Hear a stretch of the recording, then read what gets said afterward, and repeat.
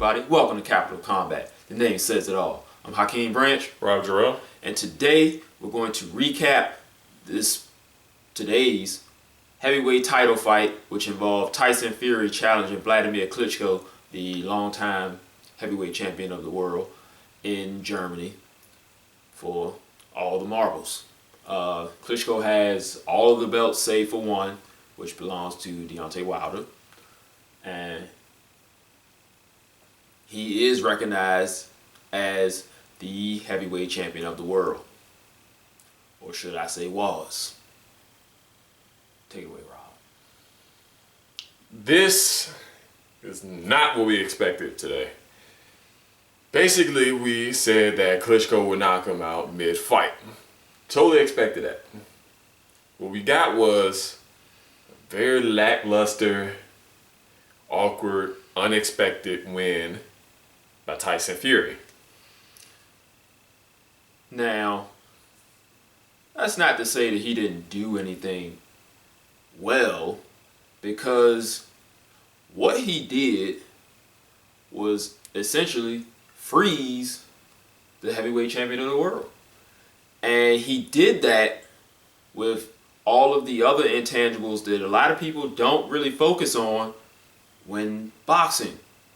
Because, to be honest, neither guy landed much of anything. Yeah, the best punch of the fight was by Fury. Then they exchanged a little more within the last 3 rounds, but it wasn't nothing to really write home about. Yeah, but what was impressive was Fury's movement, his feints, his lack of technical acumen actually worked out for him this time, because Klitschko didn't know where his punches were coming from. Well, for the most part, he didn't know when he would launch a punch, because Fury missed a lot. And I don't think he landed anything really clean until maybe like the 4th or 5th round. Yeah. But his activity, his movement, his feints, and just his general ring presence had Vladimir Klitschko completely handcuffed. He did not throw anything at all. I don't think he threw a right hand until midway through the fight. And you got to give Tyson Fury credit for that, because we've seen Vladimir unload on guys, and he did not tonight. He's looked at Tyson Fury for 12 rounds and watched this man take his title and made it look easy. Because if both guys were really honest, it still was not an easy fight, because Fury was doing all of that, all of his movement, because early on both guys looked nervous. And he was doing all of that to keep Vladimir from hitting him, because he's seen what happens when Vladimir hits people. Early on in the fight, when Tyson did land punches, it didn't look to have any effect on Vladimir. But, like I said, the movement, the feints, the general awkwardness of Fury kept him from capitalizing on openings that he normally would have. Also, Tyson moved his head extensively. And credit to him, he did it for a majority of the fight. So you have to give him credit for doing those things, even if the action in the ring as far as punches thrown left a lot to be desired. Game plan wise, Tyson Fury did an outstanding job. Now, granted, there were things that Vladimir could have done to make the fight a little bit easier or go in his favor. Right. Basically, I saw a lot, I guess with the feints, he would start to throw a punch or try to do catch a punch and throw a jab or right hand, but he would never finish. And there were spots where all he had to do was throw a right hand or just come back with the hook. But he seemed just nervous. He just seemed just unwilling to let his hands go. And at a certain point in the fight, when you feel like you're being handcuffed or, things aren't exactly what you what you want, let your hands go. Right. You can't hurt yourself too bad when you have a guy who he would punch back, but it's not to the point where it was devastating. Klitschko. Yeah.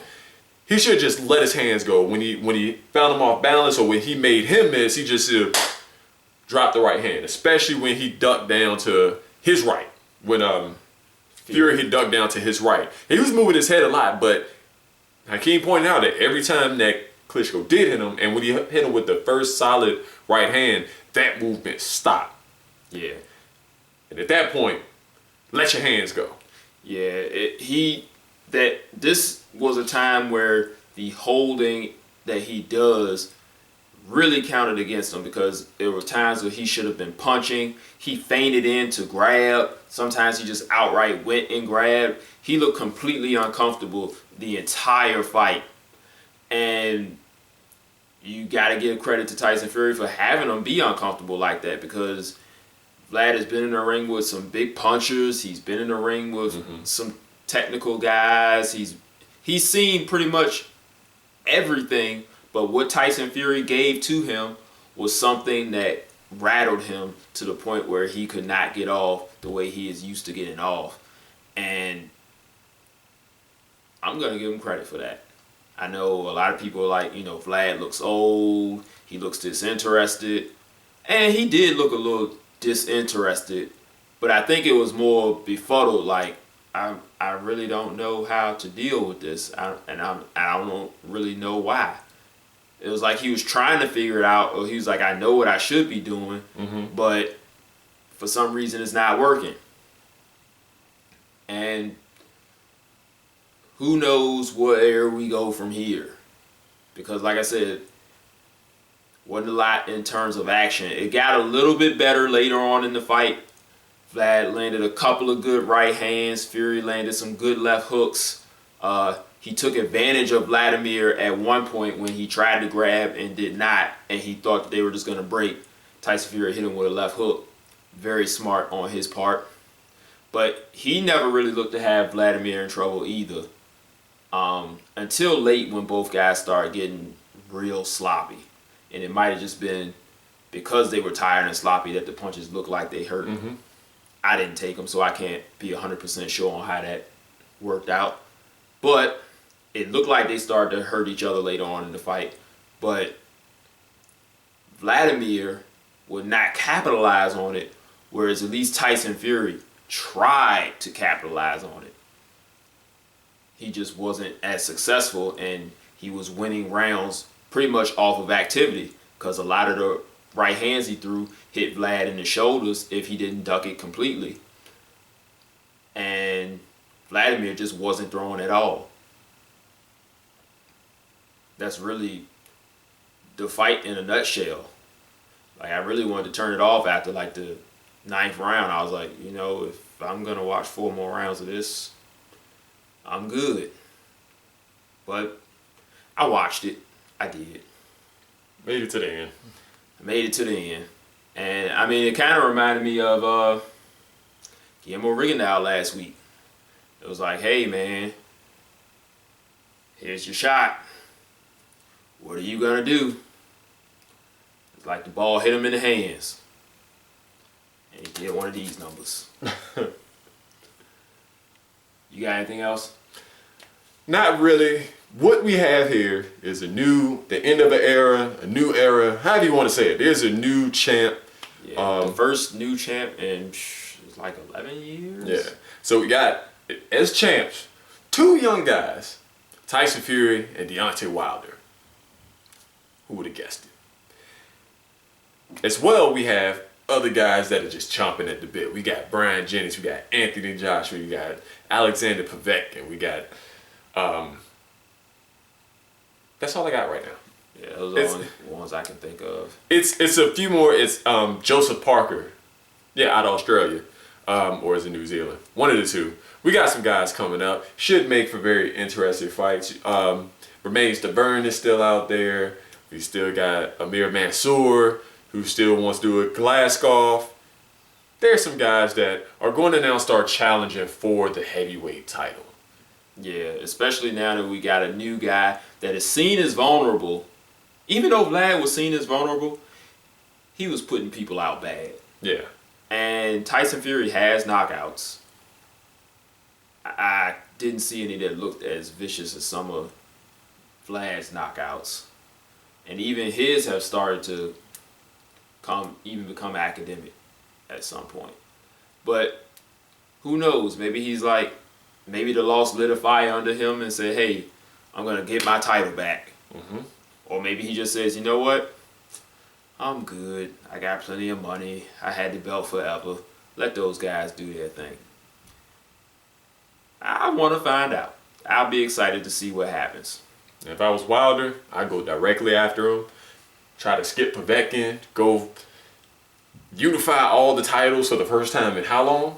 Since Lennox Lewis. Yeah. So if I was his promoter, I'd make a beeline straight for Tyson Fury. Yeah, because in my opinion, I think Povetkin beats both of them. And I think Anthony Joshua beats all three.